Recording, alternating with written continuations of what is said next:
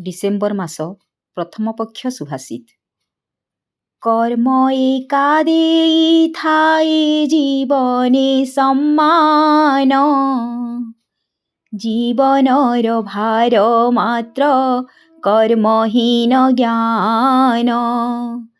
जगते कर्म करे जीवन पोषण, ज्ञानर धर्म सदा जीवन तोषण। कर्म एका देई थाए जीवने सम्मान, जीवनर भार मात्र कर्महीन ज्ञान। जगते कर्म करे जीवन पोषण, ज्ञानर धर्म सदा जीवन तोषण। स्वभाव कवि गंगाधर मेहेर।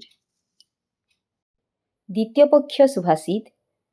तदेजति तनैजति तद्दूरे तद्वन्तिके, तदन्तरस्य सर्वस्य तदु सर्वसास्य बाह्यतः। भावार्थ ସେହି परमात्मा तत्व गतिशील ବି ସ୍ଥିର ବି, ସେ ଦୂରଠାରୁ ଦୂର ଓ ନିକଟରୁ ମଧ୍ୟ ନିକଟ।